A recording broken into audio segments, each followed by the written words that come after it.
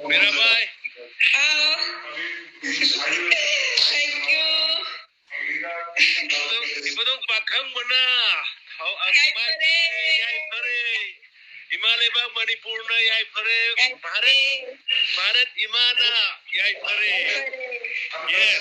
Kasi ay sayda Shillongda Union Home Minister Amit Shah ji ne, Jitendra ji ne, donor ki minister Kishan Reddy ne, adagi donor ki MOS BL Brahma ne punna amang nong po Bharat ki chief minister loy ne yaure shure chief secretary shure mayam do da aina dangi pausi tameba adai aina nang smai na Mirabai sanuna sar smai to ganai khoi ahan ba Bharat ki rally hange adu silver medal ne na hai bakanda amit chaji se haro man ki na ko chaji sina mana magi mayam mana microphone pair ka adu mase khoi ki Bharat ki damakta chauba mai ba korai ba Mirabai ki damakta khoi mayam hogalaga khoi mayam khoba khurga mabu swagat tokjen torkana mayam do loina mana admai towe aduka khoi ki state ki side ki nangi lupa crore ma leire adagi nang hoji railway da thabak ticket khom ba taholroi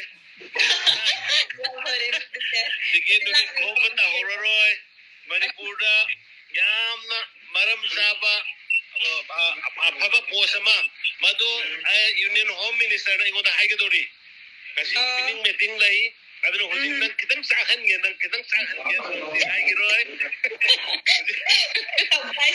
surprise nang surprise doi ni aduna Amit Shah ji na horen ma aingonda maya mangda ma instruction togani Mirabai da si tau haiba ma aduga nang hana ki du ki di leiroi double chauba state ki da amma di pairani ejima ai insurance tawge na yam nungai re nang Manipuri mayam puna mangna nangi damka chauphopsari aduga Bharat ki mayam puna mangna nangi damka chauphopsari aduga aigi side ki di nangi course mayam ade nangu si yorong na bohona bata mating pangiba nangi alaman ladiba laikai ki supporter mayam club ki mayam ayam na thamoi seng lai moi bo appreciate tawe aduna nang ngasina loiba nate matang goal phangi gadam ni Mana ko yes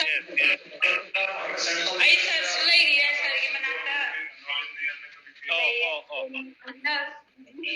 may have you open the sarju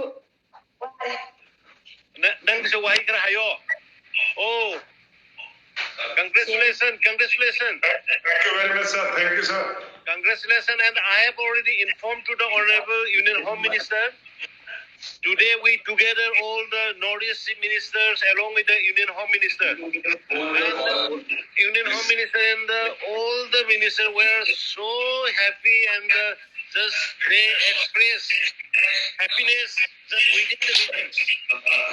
Sir, thank you, sir. Like anything, Mirabai Sanu and you, mainly the coaches and the officials. Thank you very much, sir. Thank you. Mirabai, say something. Live in 5 minutes.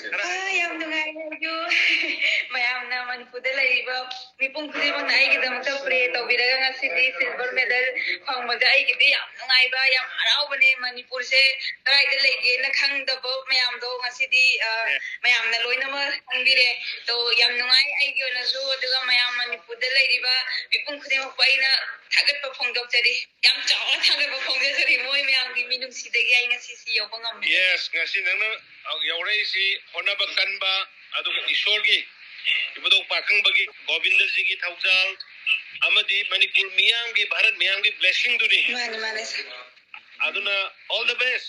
Thank you so much. Na iraga leira mage ko Hoy 26 ta lak toy ne puda di kam la ka do ni khang dre to sidagi di 26 ta la ni yare dangi na iraga leira ni khoi miyam ko hoy thank you okay all the best